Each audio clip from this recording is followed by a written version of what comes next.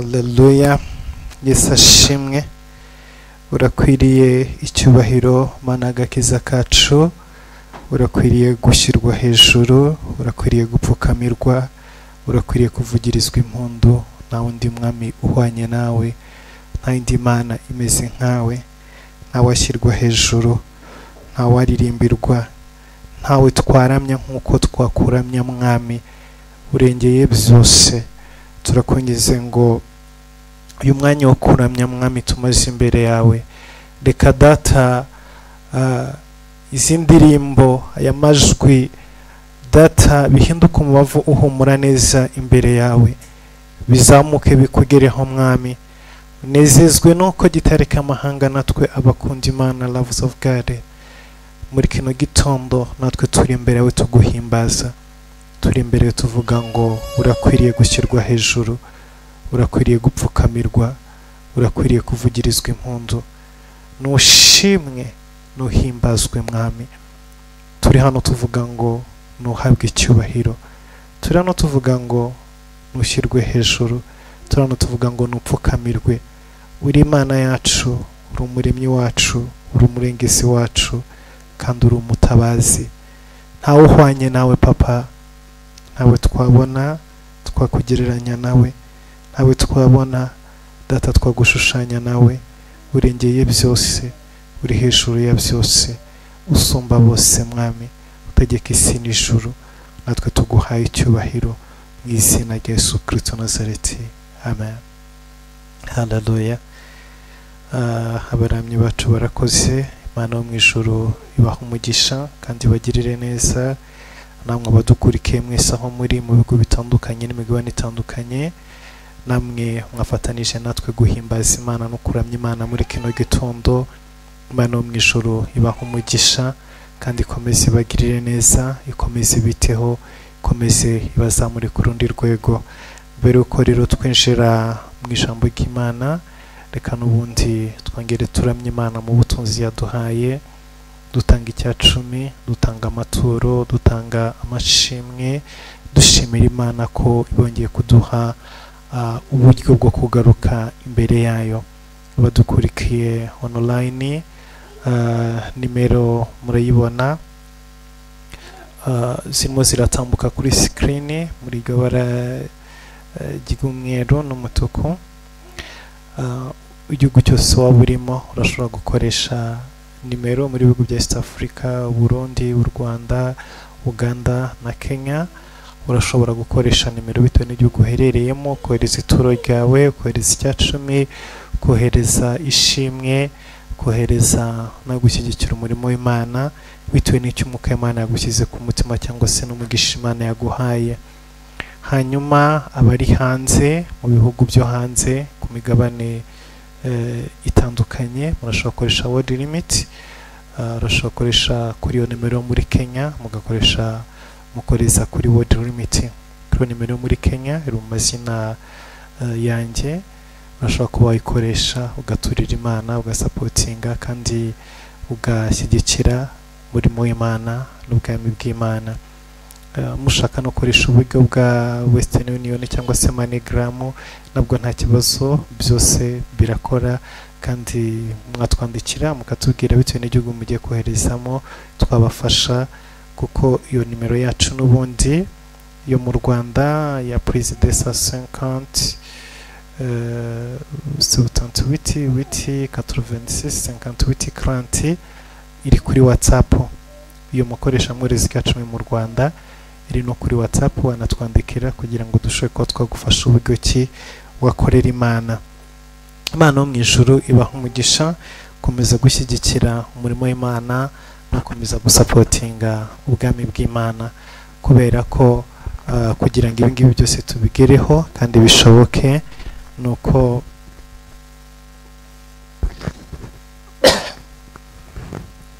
Yesu ashimwe. Kugira ngo ibi ngibi bishoboke kandi bigerweho, nuko haba hari abakoreye Imana mu butunzi bwabo, babaramije Imana mu byo Imana yabahaye. Uyu munsi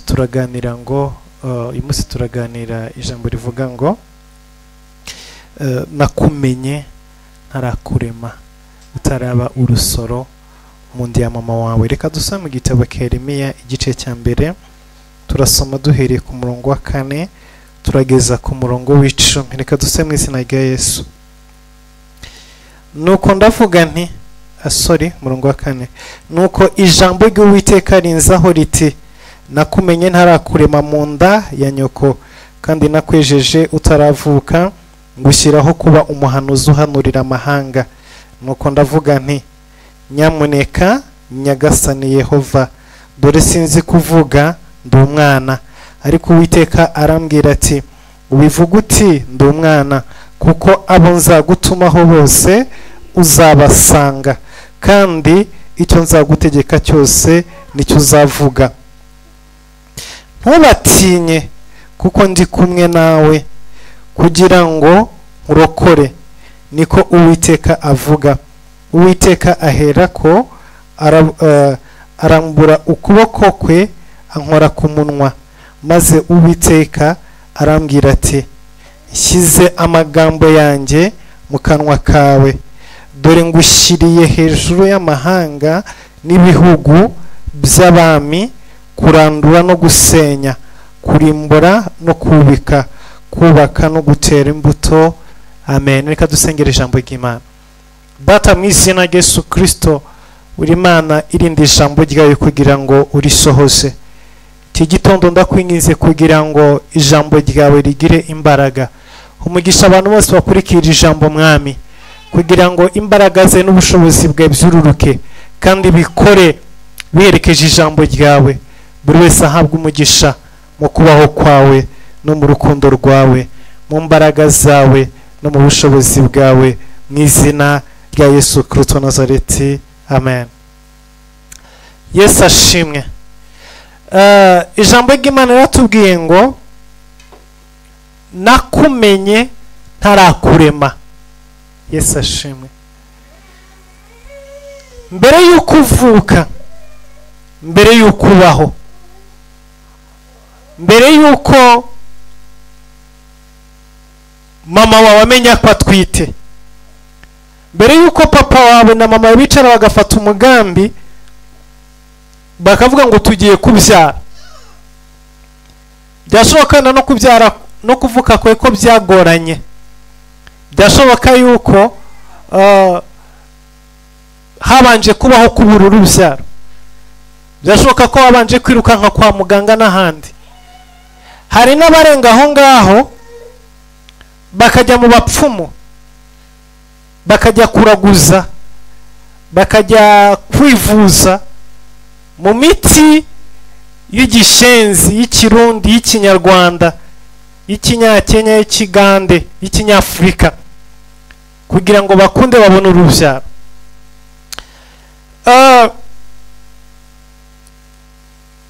Nyirahangaha reka nsubize iki kibazo.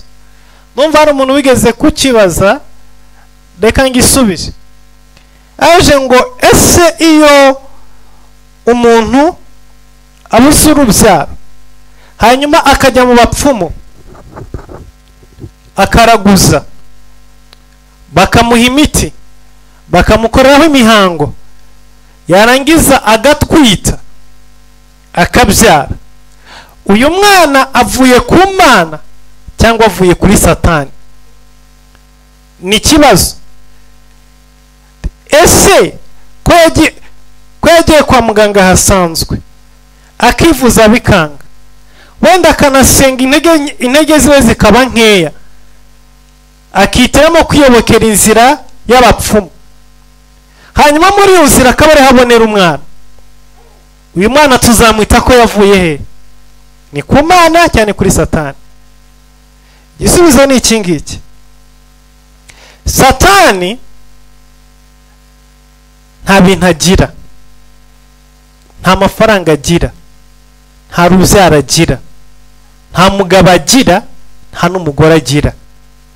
Yesu ashimwe.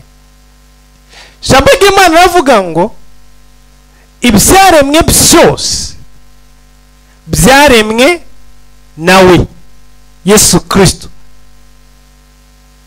nta kintu na kimwe cyaremwe kitaremwe n'Imana. Ibyaremwe byose byaremwe na Jambo. Ibyo mu kirere, ibyo ku butaka, ibyo mu mazi, byose byaremwe n'Imana. Jambo ry'Imana avuga ngo Imana yaremye ikigabo ikiremera ikigore cyacyo. Jambo ry'Imana avuga ngo abana ni umwandu uturuka ku Uwiteka. Ni heritage. Umwandu ni Kinyarwanda, ariko mu Cyongereza ni heritage cyangwa se heritage mu Gifaransa ndakeka. Yesu ashimwe. Ni umurage, ni umugabane uturuka ku Uwiteka. Bibiliya iravuga ngo abana ni imbuto z'inda, niwo mugabane cyangwa se niwo murage cyangwa se niwo mugisha Imana itanga. Satani ntatanga urubyaro, Satani ntatanga umugabo, Satani ntatanga umugore, ntatanga ubukwe, ntatanga amafaranga. Oya, nta na kimwe atanga. Rero ikibazo gisigara ni iki ngiki: ni gute nimba Satani atabitanga, ni gute umuntu wagiye mu bapfumu, wagiye kuraguza, bakorewe imihango, ashobora kubona urubyaro? Ni gute kandi Satani atabitanga? Bigenda gutya rero. Dore uko bikorwa kandi uko bihagaze ni uku nguku.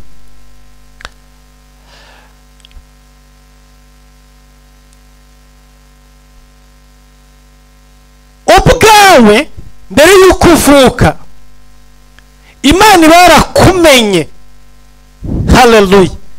Ikakumenya mbere y'uko uvuka, hanyuma yarangiza igategura ikavuga ngo kanaka azavukira mu nda ya runaka ku mugabo witwa runaka.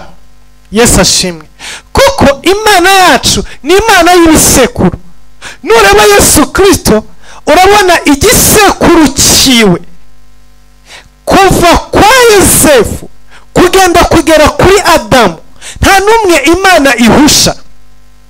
Aho Yesu yaciye kugera kwa Dawidi, guhita kugenda guca kwa Bowazi, gukomeza kugenda kwa Yuda, kwa Aburahamu, kwa Isaka, kwa Yakobo, gukomeza kwa Tera, kuzamuka kwa Nowa, gukomeza kwa Metusela, kugera kuri Adamu. Imana ikurikiranya uko buri muntu wese agenda avuka kuri se.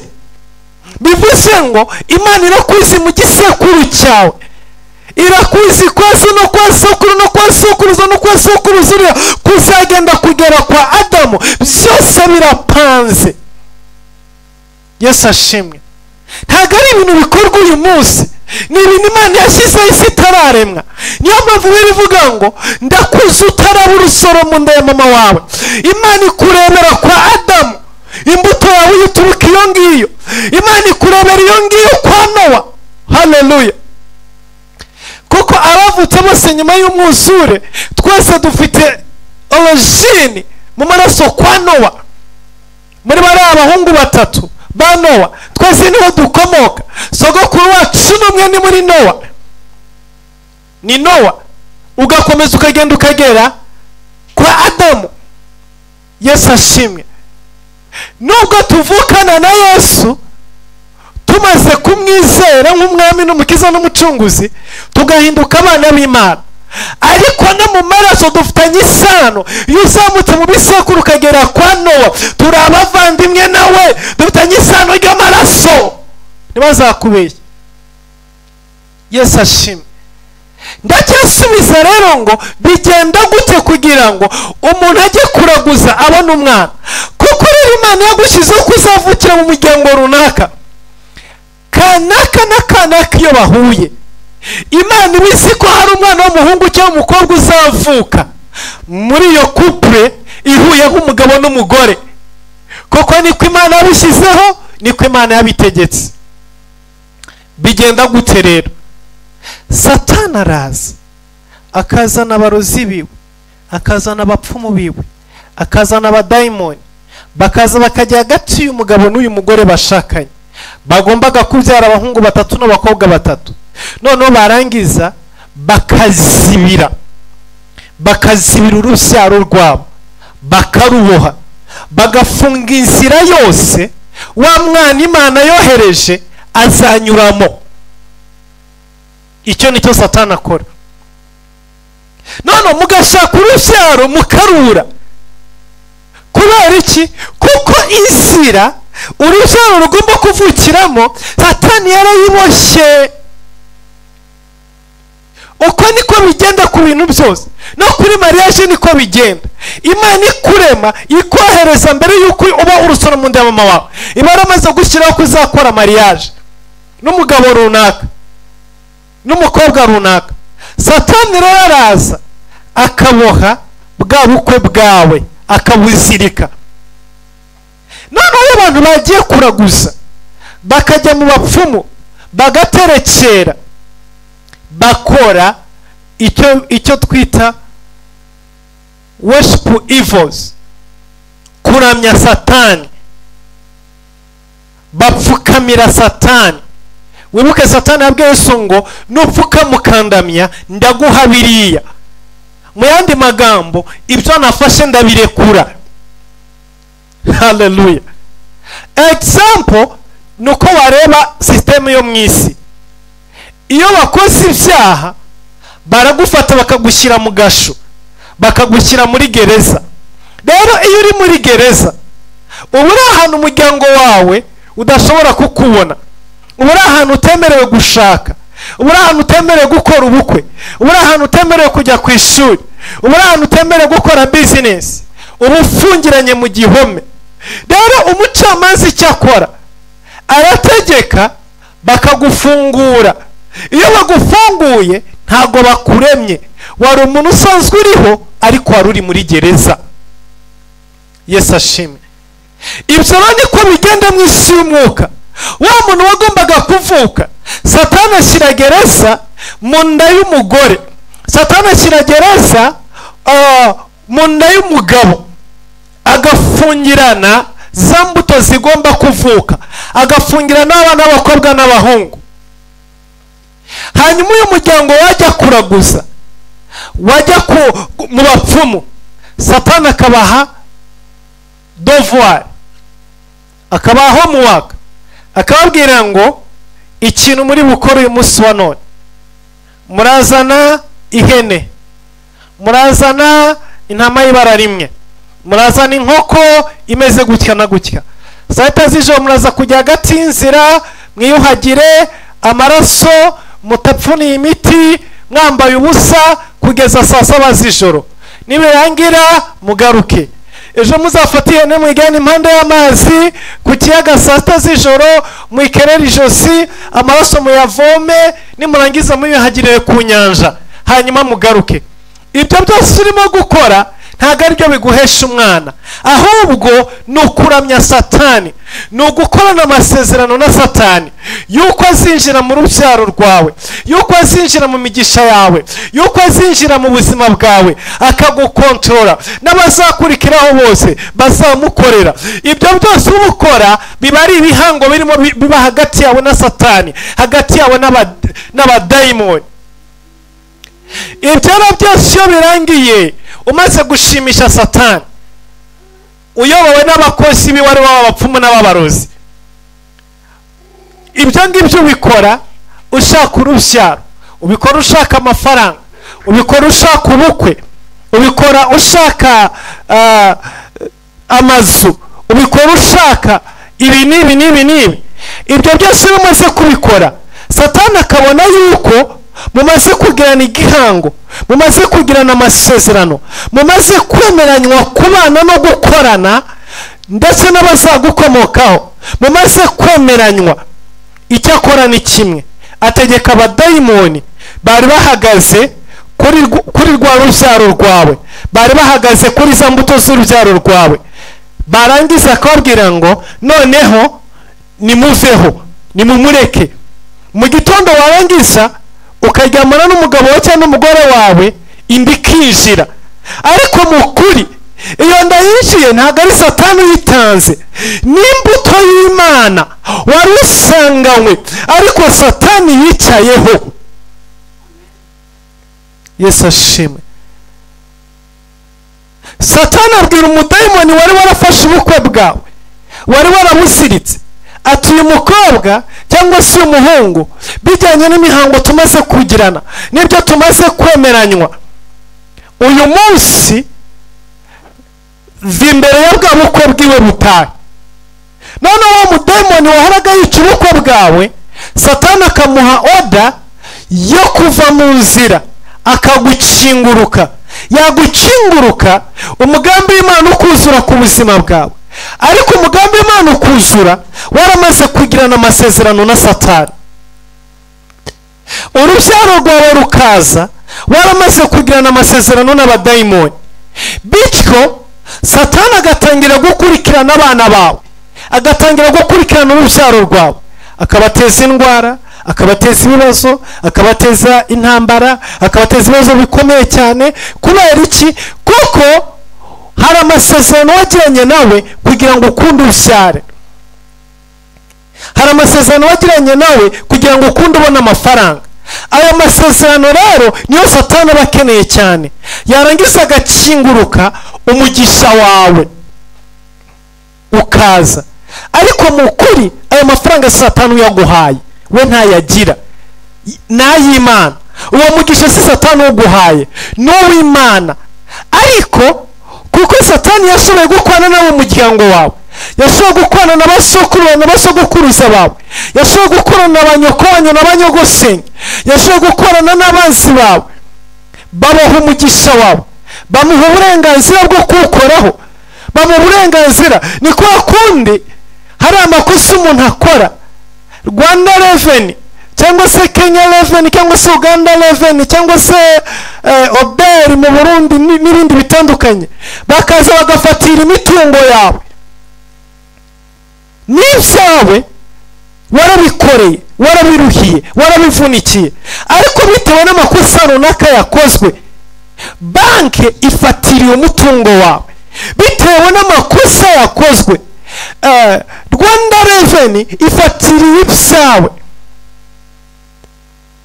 ariko si byari ibyayo, ariko yabibonyeho uburenganzira kubera amakosa wakoze.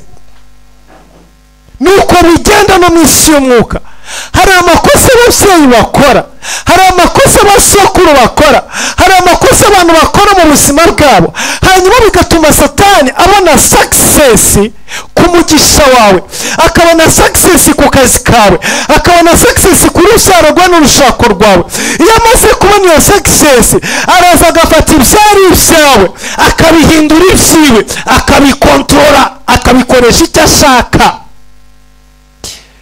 Nuko bigenda. Burya ibyo mubona muri iyi si ifatika, muri iyi si igaragara, nibyo n'ubundi byirepeta mu isi y'umwuka.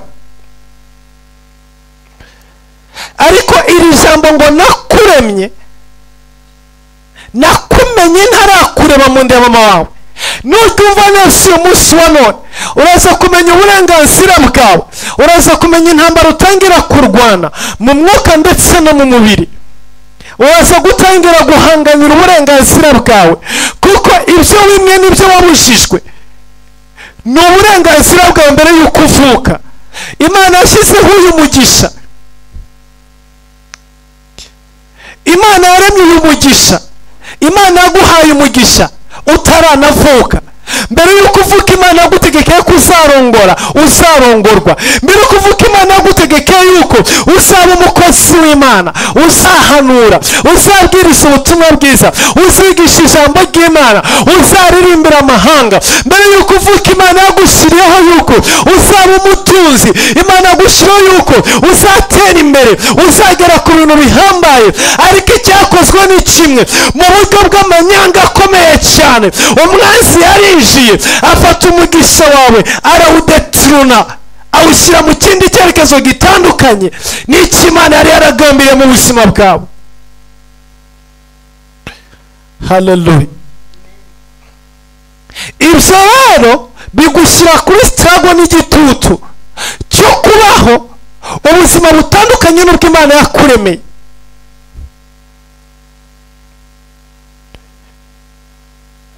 Ubundi dusa n'abana. Reka guhe example.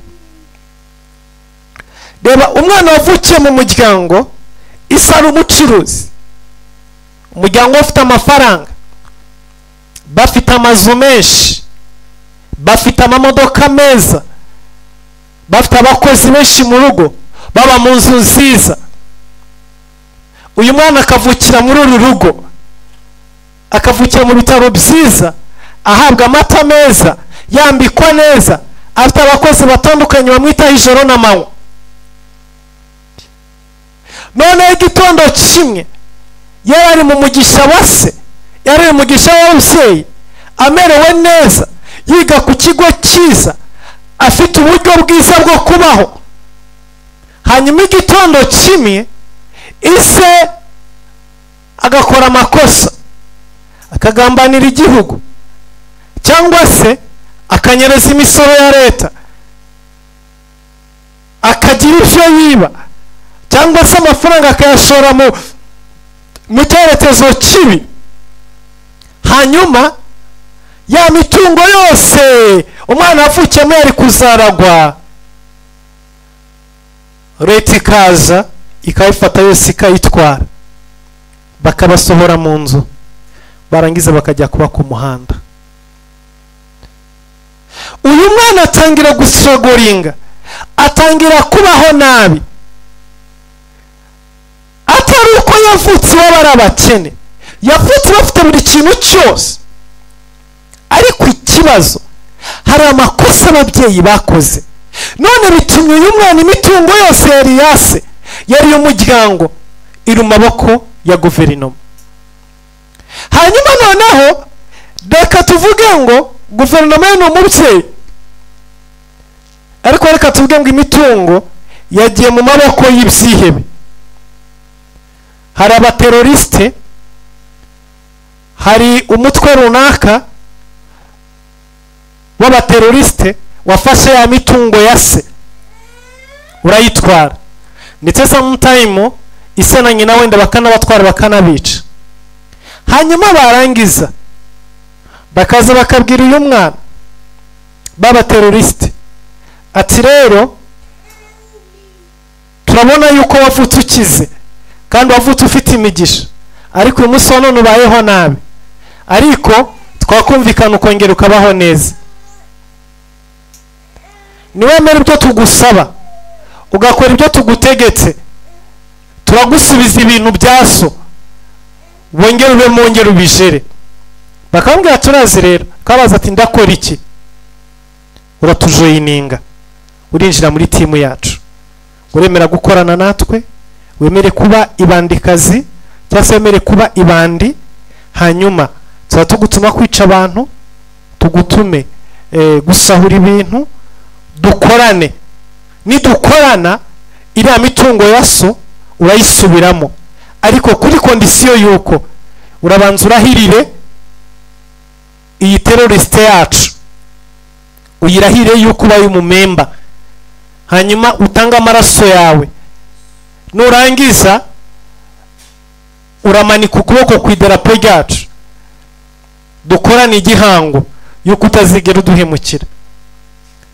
Uyu mwana akitegereza akareba ubuzima bayemo, akibuka ko yari akeneye kubaho neza, yangiza agahitamo kujoyininga aba bateroriste, akemera gukorana nabo, akaba umwe muri bo.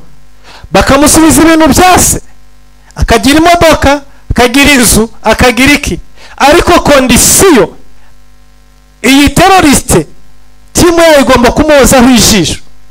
Nakora ikosa bazamwica, nakora ikosa bazongera bimwambara, ariko ntibazamwambura gusa, bazanamwitana kuko amaze kumenya amabanga yabo n'imikorere yabo.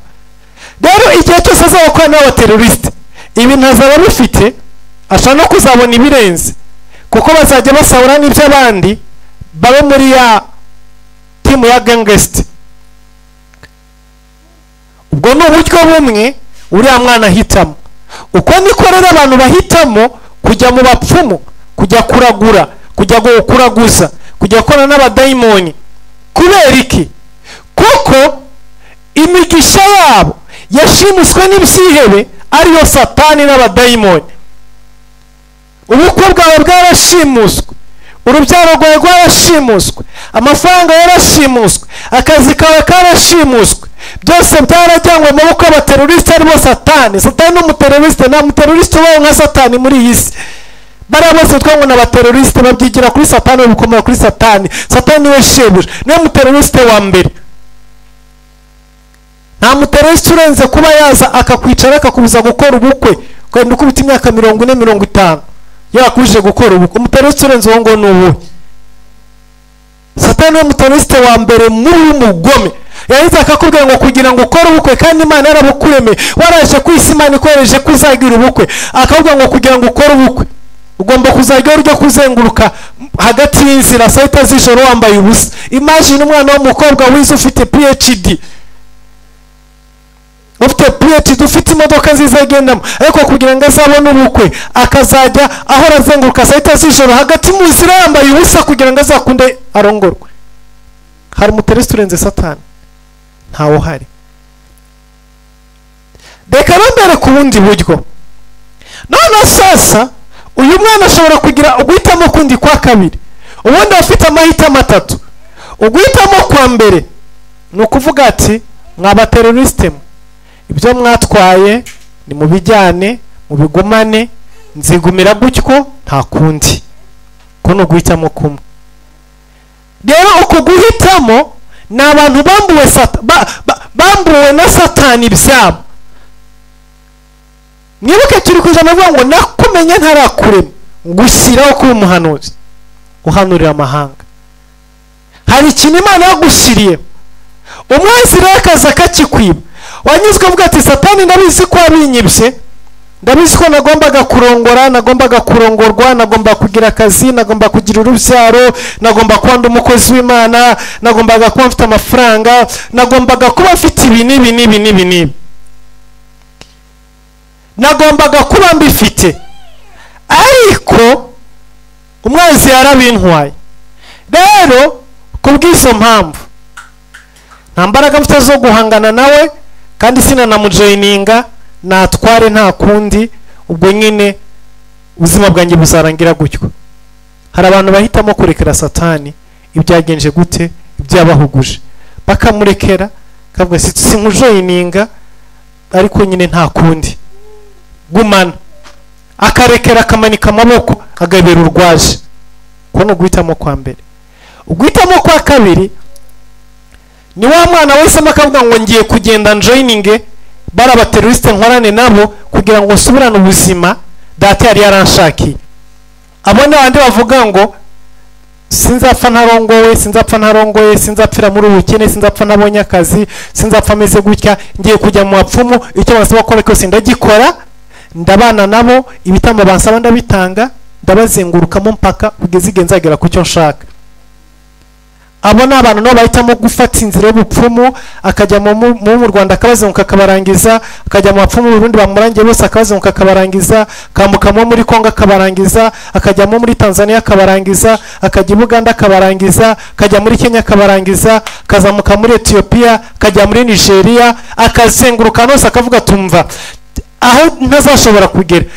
Burya abapfumu mbere bakomeye muzi ko muri Nigeria, ariko siko bimeze. Baba muri Misiri, muri Djibouti. Ubupfumu bwa mbere bukomeye, systeme satanique yo mu rwego rwo hejuru iyo bayizindi zose iba muri Djibouti. Nuko biri, nuko bimeze. Nabari abazungu, ariko mutekereza gute ko Amerika ishobora gufata pyramide ya Djibouti ikayigira ikirango cyayo cy'idolari? Muzi ubwo cy'abazungu basuzugura birabura. Uratekereza gute kugira ngo umuzungu afate ikintu cyo muri Afrika? Basuzugura birabura, basuzugura bara, basuzugura ibihugu bya Aziya, basuzugura ibihugu bya Afrika. Ariko ni gute igihugu superpower Amerika gikomeye ku rwego nka ruri gifata ikirango Afurika bakagishyira ku idolari ryabo. Kandi reka mbabwize ukuri, buriya ntabwo isi yobowe na ziriya ndege za Mirage, ziriya za F-16, ziriya z'Abarusiya. No, isi yobowe n'amafaranga. Ntibazakubeshya, amafaranga niyo ayoboye isi. Niyo mpamvu Amerika igwa nijoro n'amanywa kugira ngo idolari rihore hejuru kandi rikora ahantu hose. Buriya urukuta rukomeye Amerika yubatse mu isi mu ntambara ya kabiri y'isi irangiye ni ikintu cyitwa idolari. Ni urukuta rukomeye. Ibihugu byose byagerageje guhaguruka bavuga ngo Chine irakomeye, muravuga ngo Uburusiya burakomeye, ariko bagerageza kuzamuka bakagongana n'urukuta rwitwa idolari bagasubira hasi kugira ngo banyeganyeze urwa rukuta. Byarabananiye. Niyo mpamvu ubona birirwa bakora ziriya nama za BRICS bagenza gute bashaka, baragerageza ariko ntibishoboka, kuko ahantu idolari ryageze, ahantu ubwo ko systeme rikozwemo uko ryubatswe na n'iyi saha biragoranye. Iteka ufata amafaranga y'amashinga tuvunja mu madolari, ufite amafaranga ahanga buri muntu wese kumanuka n'umuturage azi icyo bita idolari. Abantu benshi usanga uri mu Rwanda ubitsa akadolari mu mufuka wawe, nturi umunyamerika ariko ubitsa akadolari, mu Burundi ubitsa akadolari, Uganda ubitsa akadolari, muri Kenya ubitsa akadolari, ahantu hose ugiye ubitsa akadolari. N'ibyo bihugu bikomeye bindi by'amasuper power bijya abantu babivamo bajya gutravolinga bagashaka amadolari, bakagura amadolari. Izo mbaraga ziri mu buryo bw'umwuka zikomeye cyane kuri icyo kirango cyo gukomera kuri urwo rwego. Warangiza ugashyira piramide ya Misiri. Ntabwo ari ibintu bisa gutyo gusa ngo bigwa aho ngaho. Oya, hari izindi mbaraga n'ubundi bushobozi bwo mu isi y'umwuka buri hejuru mudashobora kumenya buryamye muri Misiri. Nuko biri rero, hari abahitamo kujoyininga izi nzira z'ubupfumu bakazizenguruka aho bashoboye hose kugira ngo barebe ko babona basubizwa uburenganzira bwabo bwo kubaho. Ubundi kubaho neza n'uburenganzira bwabo, ariko turabwamburwa, turabwimwa. Ubundi reka mbabwire, kuri twebwe iyo wariye neza ukambara neza ukaryama mu nzu nziza ukabaho ubuzima bwiza tubibona nk'igitangaza, ariko ku Mana ntabwo ari igitangaza. Ahubwo ibintu bitangaza Imana ni ukubona umuntu yaremye mu ishusho yayo, yaremeye umugisha wose, yaremeye kubaho neza, wambaye nabi, uryama nabi, urya nabi, ubayeho ubuzima bubi. Nicyo gitangaza mu maso y'Imana. Ariko iyo ubayeho neza si igitangaza, ahubwo ni duruwa zawe, ni uburenganzira bwawe, n'icyo Imana yakuremeye. Imana yikurebye uri muri bwa buzima bwiza, ufite buri kintu cyose imbere, avuga ngo wow, umwana wanjye uko namuremye niko ari, icyo namuremeye kimwe nateguye ataravuka, atarabaho. Yuko z'ubukwe si igitangaza mu maso y'Imana, ni umugambi w'Imana wuzuye ku buzima bwawe. Yuguze imodoka nicyo yakuremeye, ibyo biza utaraba urusoro mu nda ya mama wawe nibyo yagushyiriyeho. Iyo urimo kubwiriza ubutumwa bwiza, iyo urimo guhanura, iyo urimo gukora umurimo w'Imana, ibyo ngibyo Imana nibyo yaguteguriye utarabaho. Rero si igitangaza mu maso yayo, ahubwo iyo ubibonye iravuga ngo wow, icyo naremeye umwana wanjye n'icyari. Ahubwo iyo urimo kuba mu buzima bwa mondisi, urimo kuba mu buzima bubugoye, nibyo bitangaza Imana. Imana avuga ko uriya muntu arimo kuba bitandukanye n'uko namuremeye kubaho. Ibyo namushyiriyeho ko atandukanye nabyo nibyo bitangaza Imana. Wari bwabone uhuye n'umuntu yari umudamu mwiza wambaye amazahabu mu ijosi, agenda muri V8, ubona byibushye, afite umubiri w'itoto, mwarangiza mugahura yikoreye agataro, bihita binduka igitangaza mu maso yawe. uyu ni wa mugore, uyu ni wa mukobwa, ukuntu yari mwiza, ukuntu yari yambaye amazahabu meza, none yikoreye agataro, ariko isi ntisakaye, isi ni mbi. Nawe byagenze gute? Byageze hariya ryari? Biragutangaza. Tuvuge example, reka mbona urugero rwumvikana. Uhuye na madamu minisitiri runaka, uvuga uwo ushaka. Uhuye na madamu minisitiri runaka, yicaye mu modoka nziza ya V8, byakubera igitangaza? Ntabwo ari igitangaza mu maso yawe. Muhuriye muri supermarket, arimo guhaha ibintu byinshi byiza, inyama ziseye, ibiki n'ibiki, ni igitangaza kuri wowe? Ntabwo ari igitangaza. Umusaza muri bijoteri arimo afata amazahabu, amikisinze n'amadiyama, amashanete meza, ibiki n'ibiki, ni igitangaza kuri wowe? Ntabwo ari igitangaza ko n'umudamu wa minisitiri. Ariko noneho muhuriye Nyabugogo, arimo acirikanya ku mboga za 50, avuga ngo ntabwo nkaturuzi meretarane. Sibyo gitangaza kuri wowe? Biratangaje. Uribaza, madamu minisitiri arimo aranegoshiyetinga idodo, arimo aranegoshiyetinga n'umudamu w'agataro, kuyanya amubwira ngo zana rumwe, ngo nyongeze urundi, ngo yanguranyibye, ngo ndazireka n'imbuto z'imbere 20. Uragaruka ibaza, madamu minisitiri. So uko niko natwe tumeze. Imana itubona birenze wa mudamu w'iminisitiri, birenze wa mwana, kuko turi abana b'Imana, turi mu mugambi w'Imana, turi mu kubaho kw'Imana. Mbere yuko tuvuka, mbere yuko tuza kuri iyi si, turi mu bwiza bw'Imana, turi mu mugambi w'Imana. Imana yagushyira ko ugomba kuba hejuru, ugomba kuba muri dimensiyo hejuru. Rero Imana ikubona urimo wurira indege, urimo ugenda, urimo utwara imodoka yawe, urimo ubwiriza ubutumwa bwiza nk'uko ukundimo kubabwiriza, urimo gukora umurimo Imana uzamuka ku rundi rwego, ntabwo ari igitangaza mu maso y'Imana. Iyo amareka babirebye ntabwo babona nk'igitangaza, babona ko n'ibintu byawe, n'ubuzima bwawe, n'ibyo waremewe, n'ibyo Imana yagushyiriyeho, n'uwo mugambi w'Imana ku buzima bwawe, kugenda mu ndege, kuba mu nzu nziza, kurya neza, kwambara neza, kubaho wishimye, kubaho useka, ufite umuryango, ufite umugore, ufite abana, ufite abavandimwe, wishimye unezerewe. Ibyo ngibyo si igitangaza mu maso y'Imana. Ntabwo ari ibintu bitangaje habe na gatoya, ahubwo igitangaza kiba iyo barimo babona bya bindi byose wagenewe nta na kimwe ufite.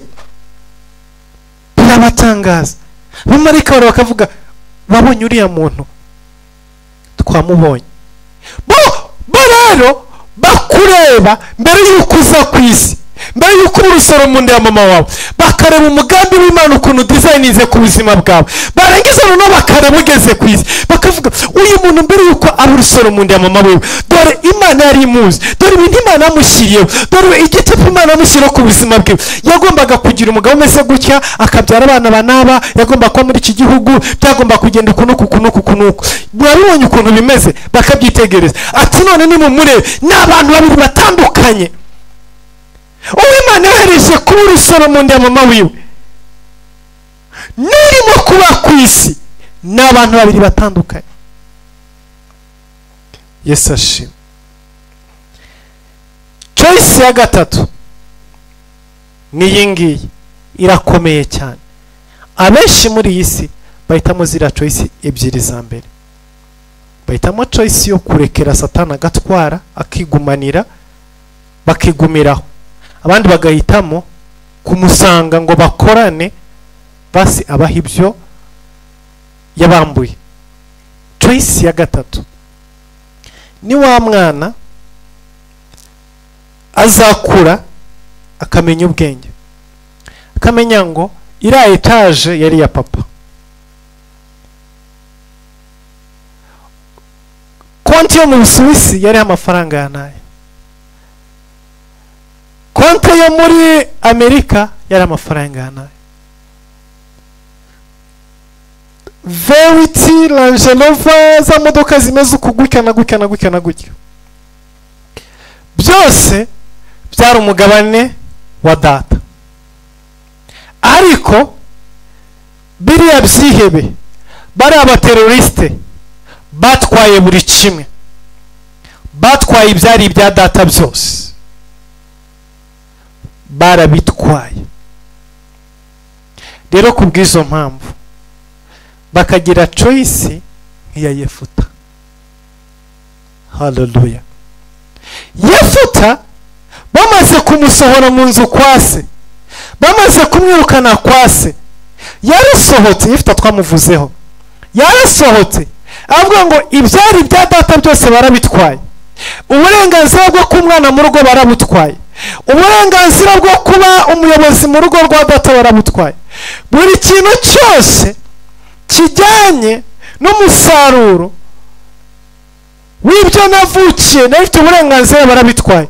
Kubw'izo mpamvu sindi buze kubahakwaho, sindi buze kubajoyininga, ahubwo ngiye kubaka ubushobozi, ngiye guhinduka intwanyi, ngiye guhinduka umusirikare, ngiye guhinduka, haleluya, ngiye guhaguruka mbintwanyi karundura, nzarwana kugeza igihe nzisubiza ibya data. Haleluya.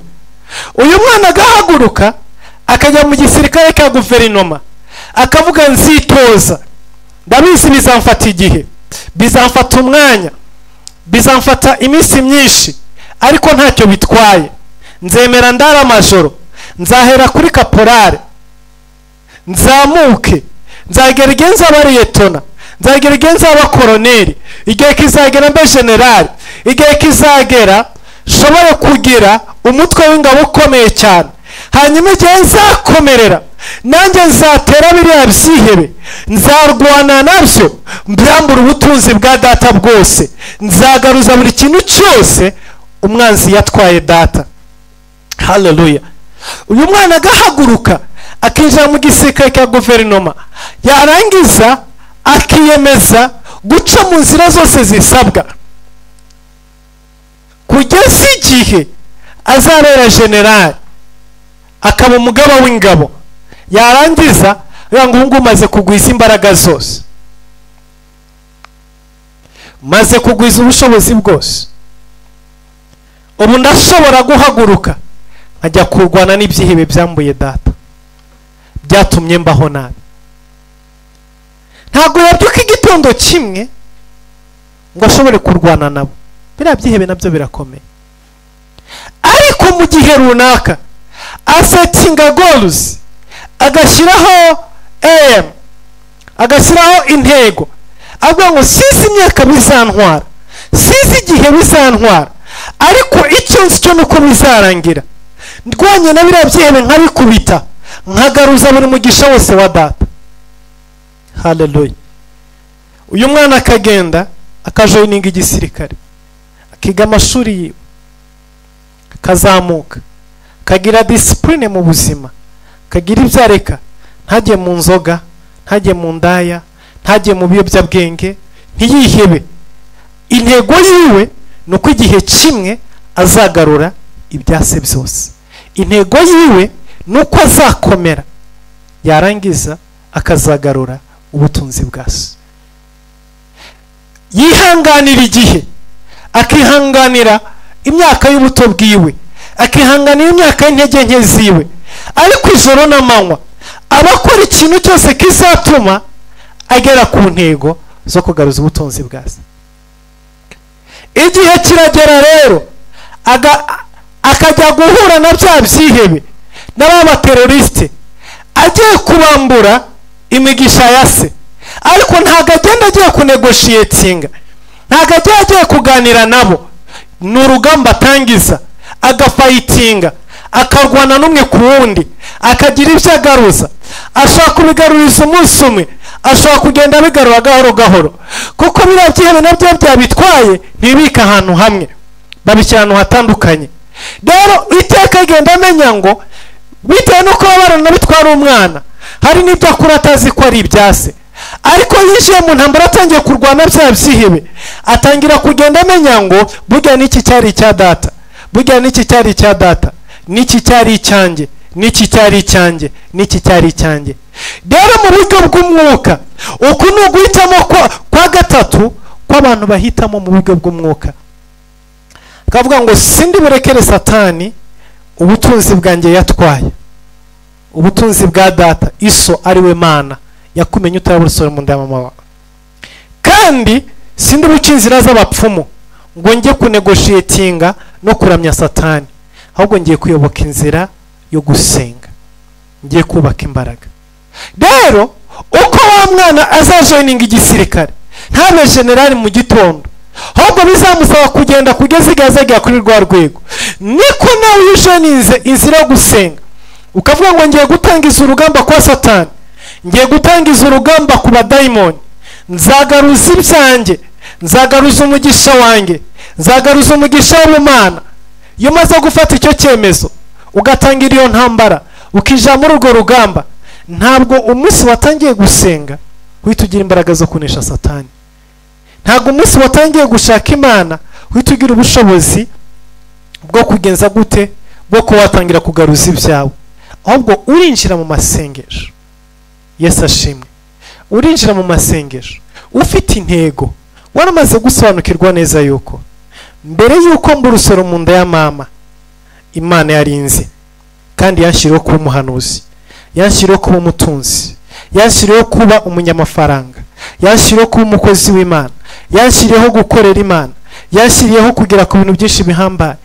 Kuko Imana yabishyiriyeho rero ngiye gutangira iyi nzira, sinzi imyaka bizantwara, ariko nzagenda nzamuka, nzagenda ngwiza imbaraga.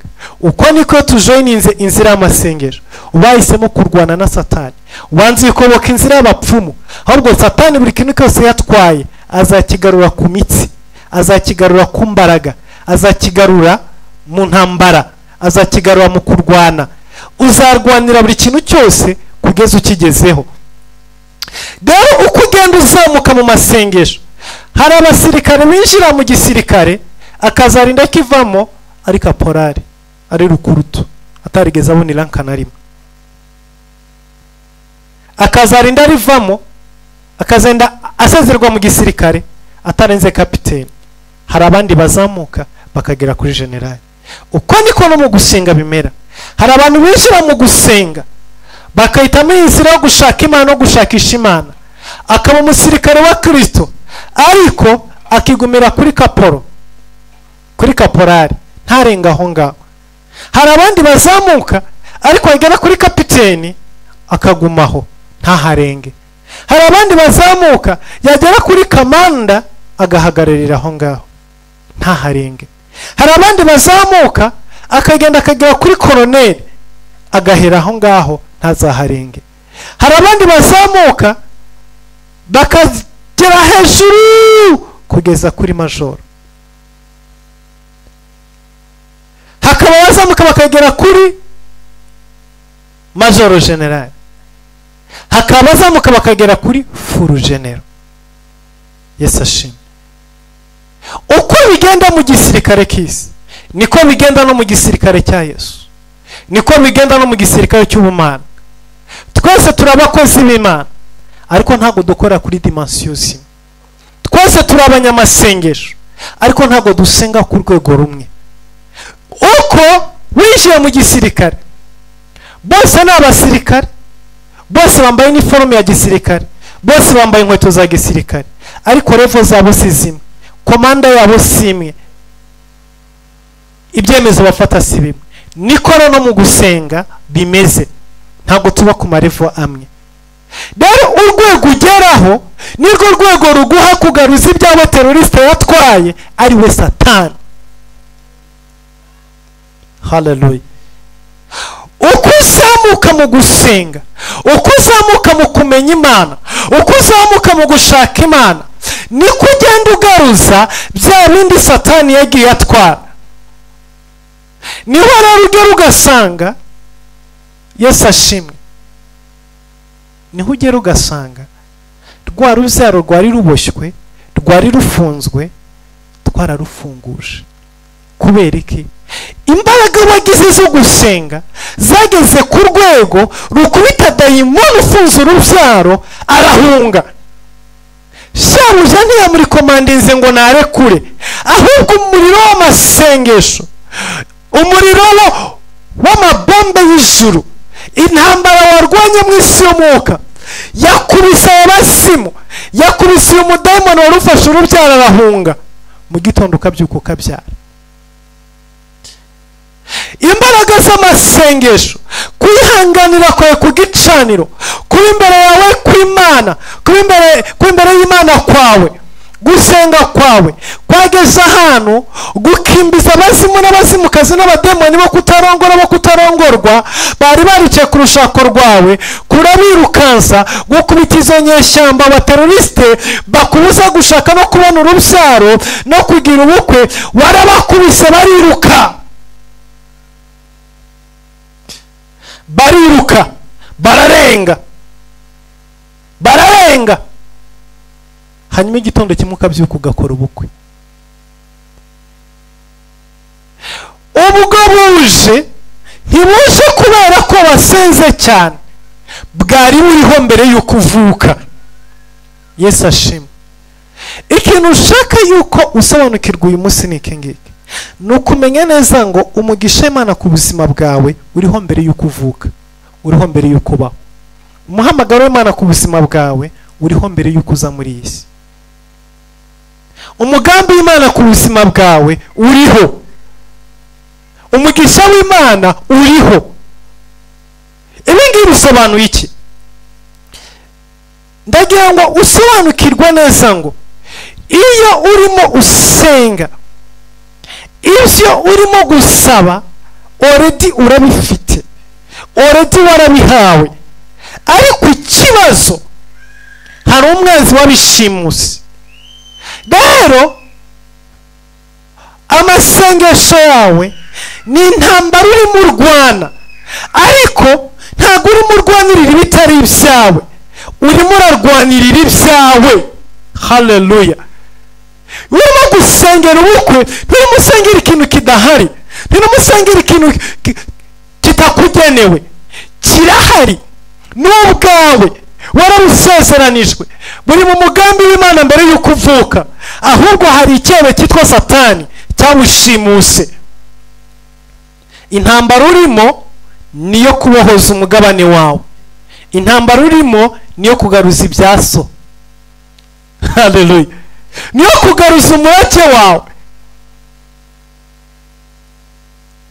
Amafaranga, ifeza n'izahabu n'ibyo Uwiteka, iyo turimo tuyasengera ntabwo turimo tuyasaba, kuko Imana inyohereza kuri iyi si yangeneye amafaranga, ariko hari icyebe kitwa Satani cyashimusa amakonte yanjye, cyashimusa inzira zanjye z'amafaranga, cyashimusa umugisha wanjye. Rero ndimo gusenga, ndimo gukubita icyo cyebe cyitwa Satani n'abakozi bacyo n'abademoni bacyo n'abapfumu bacyo bashimusa umugisha wanjye.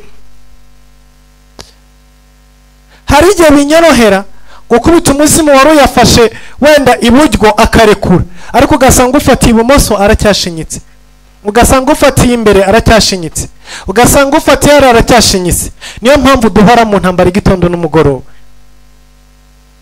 Ibi rero biragusubiza neza ngo Satani nta mafaranga atanga, Satani nta abapfumu nta rubyaro batanga, nta bana batanga. Wa wundi yahisemo inzira yo kujya kunegotiatinga no kuramya, ariko Satani ntago amurekurira ubwo bukwe for free. No, ntago amurekura for free, oya, ahubwo aguha kondisiyo. Ariko iyo uhisemo kurwana ugakubita dayimoni ukamutsinda, umugisha abona uko Imana yawukuremeye, nta kondisiyo zikurikira. Hari ubuhamya bw'umupasiteri umwe i Bugande, ngira ngo biri no kuri YouTube yarabutanze. Satani yari yarafunze urubyaro rw'ababyeyi biwe, hanyuma bajya mu bapfumu babaha kondisiyo, hama bararekura uwo mwana aravuka. Uwo mwana amaze kuvuka barababwira ngo kondisiyo ntibazigere bamwonsa.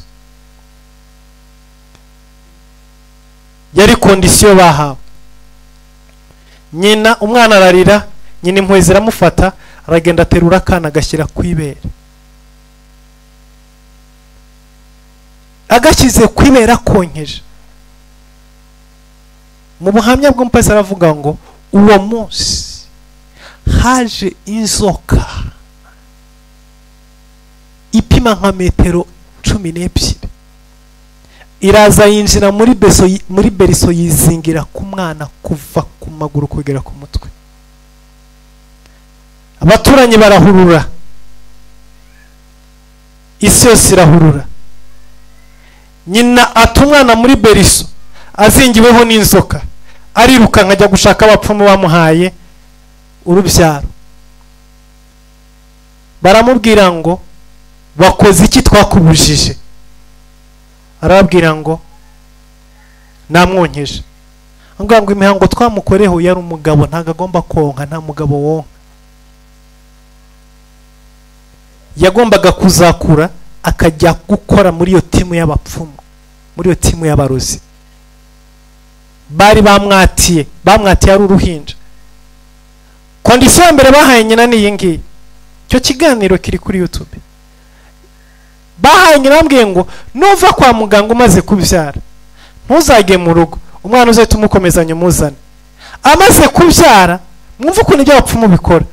Amaze kubyara kwa muganga yahise akomeza hahandi muri ya timu y'abapfumu, bakora imihango kuri rwa mwana w'uruhinja. Amara iminsi 3 mu buvumo bamukoraho imihango yose. Baramubwira ngo uyu munsi wa none ntagakira uruhinja, ntakira umwana wawe, ntuzigere umwonsa, umutane mu rugo. Umwana ariza agira impuhwe, amutamika ibere, iyo nzoka irazimwizingiraho. Ni ubuhamya burebure, ariko icyo nashaka kwerekana iki ngiki, ko Satani adatanga urubyaro, ahubwo ari kondisiyo ashyira ku bana. Uyu muhungu yakoreye Satani, yarakuze akorera Satani muri za kondisiyo, ajya mu bapfumu n'abarozi. Ariko igitondo kimwe haza umukozi w'Imana i Bugande avuye muri Amerika, ngo abapfumu bose bakwenda amabara babwira ngo nimuhunge, muvuye muri Kampala mugende mugiye kure mu cyaro, ngo kuko uyu mukozi w'Imana yaje afite amavuta n'imbaraga zikomeye zo gusenya ibintu byanyu mwese, ngo nta kintu mwakora ngo mumuhagarike, nimugende mujye kure, hanyuma muzagaruka nyuma. Umukozi w'Imana aza kora igiterane, arangije aragenda. Bavuze ngo bagaruka, abayobozi babwira ngo no, imbaraga ze ziracyahari, ntabwo mwaresista, nimugume iyo ngiyo. Nibwo yaje gutahura yuko hari izindi mbaraga ziri hejuru, ko yarazi yuko ari ufite imbaraga ziri hejuru y'izindi mbaraga zose. Yaje gutahura ko hari izindi mbaraga zindi ziri hejuru, aza gukizwa. Amaze gukizwa arabohoka, akorerwa deliverance, bya bindi byose bimuvamo, arangije akorera Imana. Iyo aza kuba ari Satani wamutanze, ntabwo umusonona wari umukozi w'Imana. Ariko kuko Imana yamumenye itaramureba mu nda ya mama we, uyu munsi ari umukozi w'Imana, kandi kuvuka ko byaciye mu bapfumu. Byaciye mu bapfumu kubera iki? Kuko kondisiyo n'amasezerano y'abapfumu nibyo byacinguye umuryango Satani yari yarakinze. Icyo bakora bacingura umuryango bakinze, ubundi umugisha w'Imana ukakuzaho. Ariko umugisha w'Imana ukaza ku buzima bwawe wamaze kugira kondisiyo hagati yabo n'abadayimoni, bamaze kugira ubushobozi n'uburenganzira kuri wa mugisha wawe Imana yaguhaye. Nuko Satani agenda agira ubushobozi, agenda agira access. Ni kwa kundi wiyubakira akazu kawe, wamara kukuzuza neza, warangiza ugaho ukajya muri banki, ukabwira banki ndabaha kano kazu hamampe $20,000. Mwumva uko erega systeme y'isi ni nayo systeme y'isi y'umwuka. Utwaye akazu kawe wiyubakiye, waruhiye, warabiye amajoro n'amajoro, waririje igifu kiratoboka, wakoze ijoro n'amanywa utaruhuka, umaze kukuzuza neza, ariko icyo wabuze atumva reka nsanga iriya banki impe $50,000 hanyuma bagira ubushobozi kuri kano kazu. Iyo mumaze gusinyana amasezerano na banki, bakabona titre y'inzu, bagwaza $50,000 wabasabye, ariko igitondo kimwe nibaza kwiteza cyamunara ntabwo uzabahagarara imbere. Niyawe barayivunikiye barayubatse, ariko kubw'isezerano ufitanye na banki barayiteza cyamunara ntabwo bahagarika. Nukora no mwisi y'umwuka bigenda. Umugisha n'uwawe, Imana yakumenye utaruso mu nda ya mama wawe, mariage ni yawe, urubyaro n'urwawe, amafaranga na yawe, ariko kuko wateye intambwe ukajya ku mupfumu ukagira isezerano kwa na Satani, urubyaro rwawe rurateseka muri iyi si. Abana bananirwa kurongora, bakananirwa kurongorwa, bakananirwa kubyara, amafaranga akagenda, umugisha ukagenda, ubutunzi bukagenda, mukaba ubuzima bw'uruzerero. Abana bazagukurikira ya banki ije guteza cyamunara ntireba ngo abana barajya hehe. Ise yarasinye na nyina, abana bajya kwa mayibobo birabareba. Uko niko bagiye niyo mpamvu tugira ingaruka tutaragiye mu nzira z'abapfumu. Ariko kuko badatana ba mama bagiyeyo, bakoranye amasezerano, baciwe indasago, bateza amaraso, bagize ibyo bumvikanye n'isi y'abadayimoni. Yesu ashimwe. Bagize ibyo bumvikanye n'isi y'abadayimoni, barabyuka, wavuka ukisanga mu ngaruka n'ibibazo bya ya myuka. Nuko Satani akora. Reka tugane ku musozo. Iri jambo ry'uyu munsi wa none riguhishuriye iki? Rigutahuje iki? Uguhitamo kwawe kuri hemura kuguhitamo gutatu. Urarekera Satani agumane byose, n'ubundi nibyo nta kundi, n'ubundi wibereho gutyo, wakora uko utabukora, wabyara utabyara, watunga utatunga, wagira amafaranga utagira amafaranga, waba mu nzu nziza utaba mu nzu nziza, nyine nta kundi. Ubwo nyine uhebeye urwaje, ntuzajya mu bapfumu, ntuzanarwana, uramurekeye nyine nta kundi. Uko no guhitamo kwa mbere. Benshi niko bahisemo, kuko iyo wamaze kugira uko guhitamo utangira kwiberaho ubuzima bw'amarira gusa.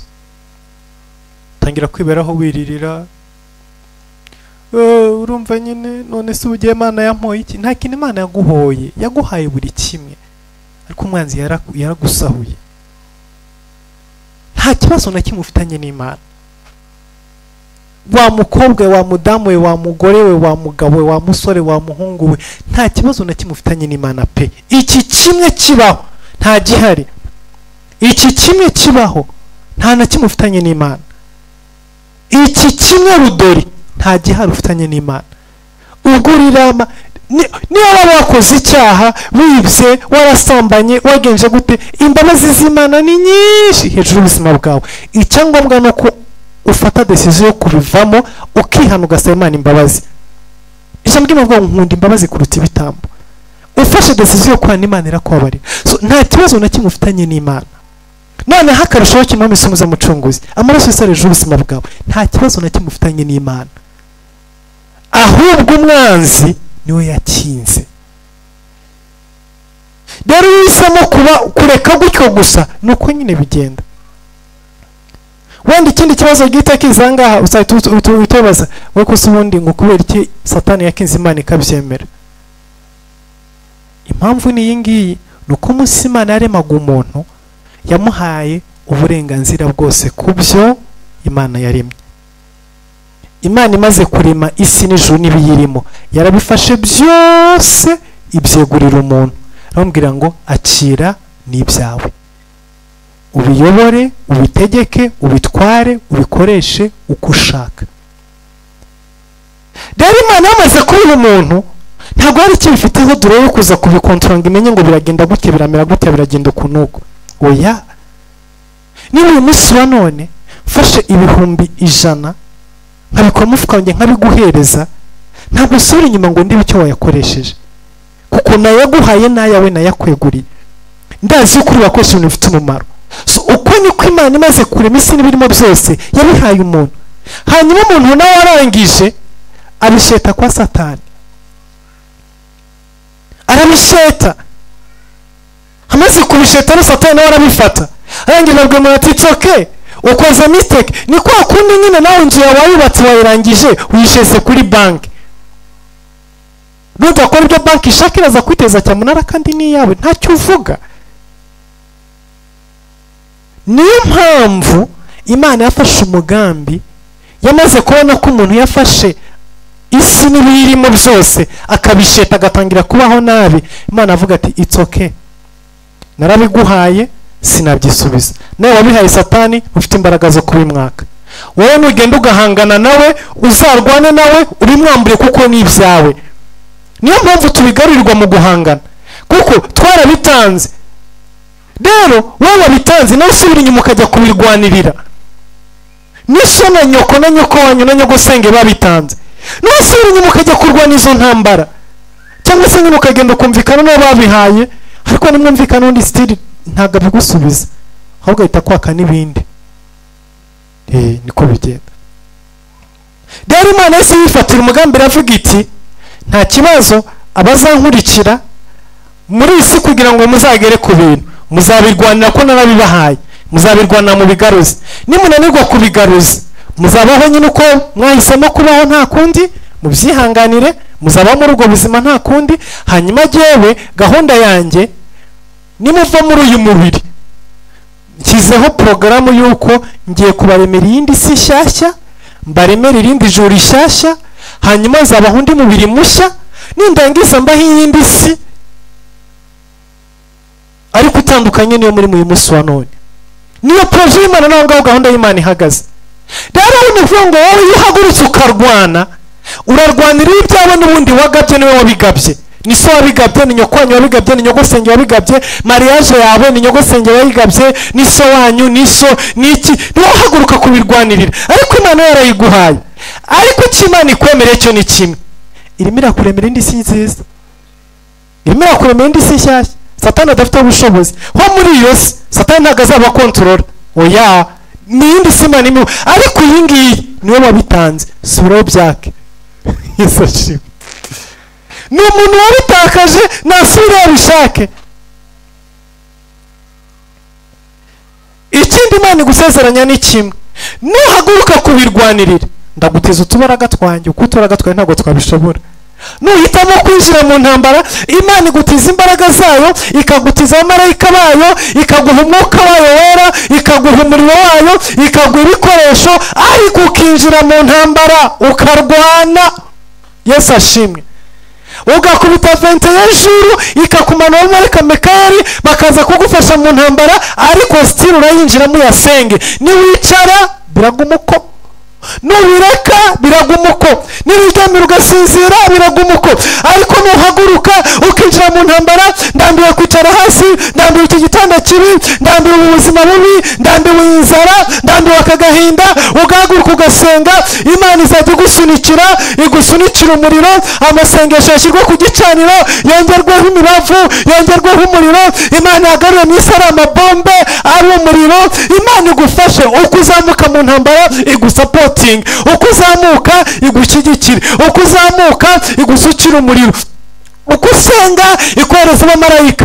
Ejo ugaruza iki ngiki, ejo ugaruza amashuri yawe, ejo ugaruza urushako, ejo ugaruza urubyaro, ejo ugaruze igikundiro, ejo ugaruza amafaranga, ejo ugaruza inzu, ejo ugaruza buri kimwe. Ugeze ahantu noneho utangire none sasa gusubiza ibintu mu murongo, utangire gusetinga ibintu. Abana noneho bazakure basanga batajya kuvumba televiziyo mu baturanyi nk'uko wayivumbaga, bazakure basanga batajya kurya akanyama mu baturanyi nk'uko wari ko wabibonaga, basi bakurabona akanyama mu rugo.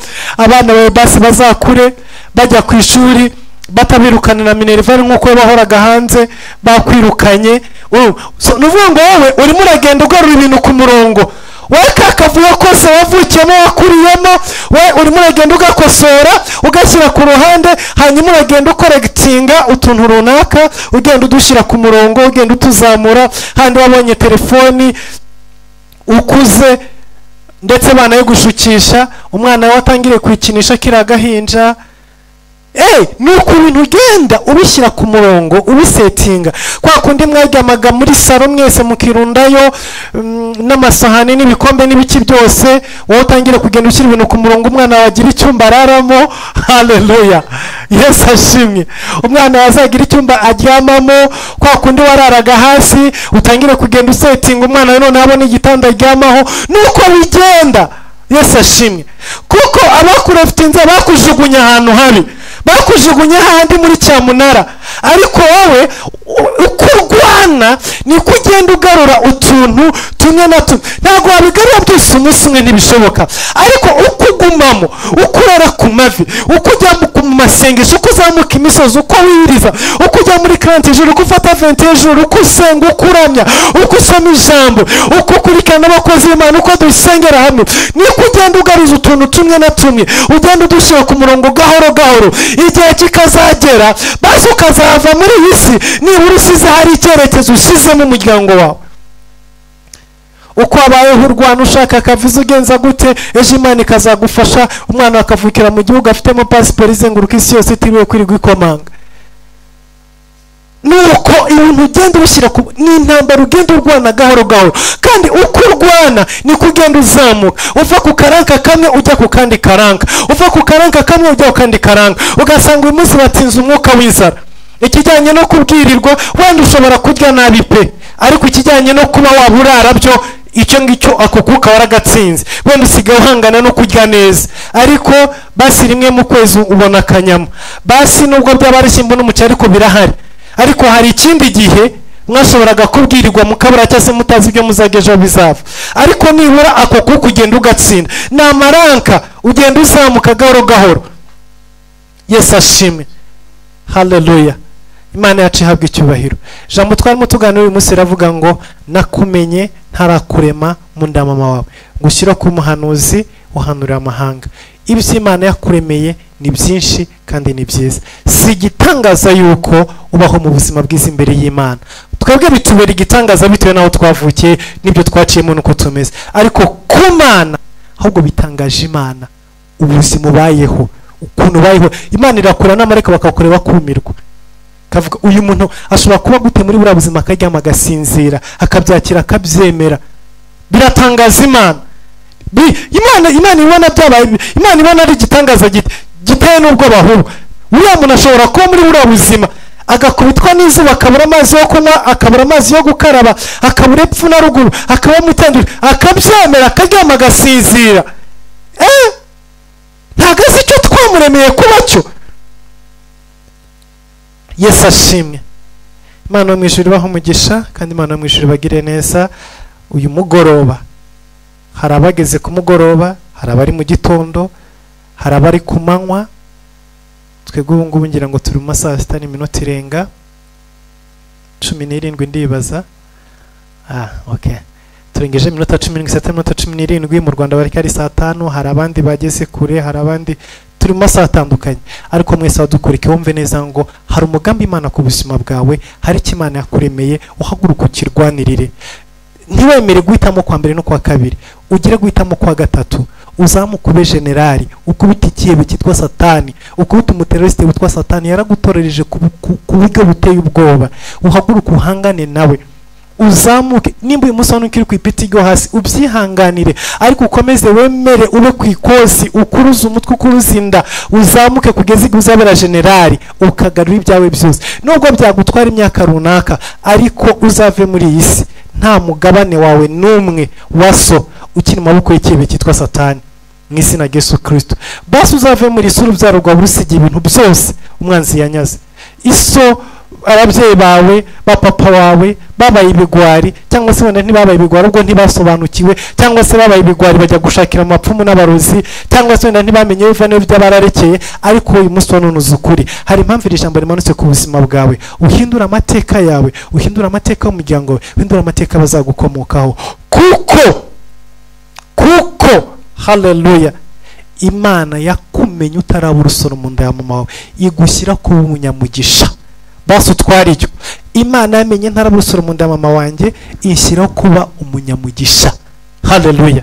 Ubifata uko ibihame ryawe, ubyandike muri agenda yawe, ujye usubiramo nubyuka mu gitondo, nujya kuryama mu ijoro, aho ugiye wibuke ko Imana yakumenye itarakurema, wibuke ko Imana yagushyiriyeho, wibuke ko kuba mu buzima bwiza atari gitangaza ku maso y'Imana, ahubwo nicyo waremewe, niwo mugambi Imana ku buzima bwawe. Imana bamugisha. Reka dusenge. Data mu izina rya Yesu Kristo, ndasenga ubwoko bwawe, abadukurikiye abari mu bihugu bitandukanye bya Afurika, abari muri Guinea, abari muri Afurika yo mu majyepfo, muri South Africa, bari mu Rwanda, bari mu Burundi, bari Mozambique, bari muri Amerika, bari muri Canada, bari Australia, ibyo bihugu byose n'imigabane yose mwami barimo, twohereje imbaraga ze, twohereje ijambo rye, twohereje kubaho kwawe. Reka mwami buko umugambi waremye hejuru ubuzima bwabo. Fasha umuntu wese wagurutse gufightinga mwami, umuntu wese wagurutse gufightinga, umuntu wese wagurutse kurwanirira umugambi wiwe, wagurutse kurwanira amasezerano, wagurutse kurwanirira umugisha wiwe mwami, ndakwinginze ngo wese mwamuhagurutse musuke imbaraga zawe, ukorane nawe, umwuzuze imbaraga, umwuzuze ububasha, umwuzuze ubushobozi, kugira ngo mwami dushobore gutsinda kandi tugarurirwe icyo waturemeye mwami, icyo watugeze kuba cyo, tube ari cyo duhinduka cyo, mu izina rya Yesu Kristo. Umugisha ubwoko bwawe ubagire neza mu izina rya Yesu Kristo, amen. Imana ibahe umugisha.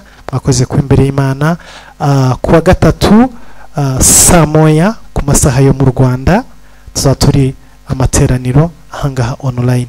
Kuwa gatatu saa moya ku masaha yo mu Rwanda ni saa moya. Hanyuma kuwa gatanu guhera saa 4 z'ijoro, buri gihe ni buri cyumweru, ni buri kuwa gatatu na buri kuwa gatanu. Kuwa gatatu ni saa moya ku masaha yo mu Rwanda, turanga amateraniro live. Hanyuma kuwa gatanu ni saa 4 z'ijoro ku masaha yo mu Rwanda, turi live hano kuri YouTube dusenga duhamagara Imana. Ku cyumweru ni saa 3 za mu gitondo kugeza saa 5 ku masaha yo mu Rwanda. Abari Uganda na Kenya abari saa 4 kugeza saa 6, ariko mu Rwanda ni saa 3 kugeza saa 5. Izo ni programu tuzakomeza gukurikiza muri uyu mwaka wose. Hari izindi mpinduka zibayeho tuzagenda tuzibabwira. Morning Glory irahari mu gitondo saa 11 ku masaha yo mu Rwanda. Imana ibahe umugisha, mugire icyumweru kiza, mugire umunsi mwiza, Imana ibahe umugisha mwinshi. Mwakoze, bye bye.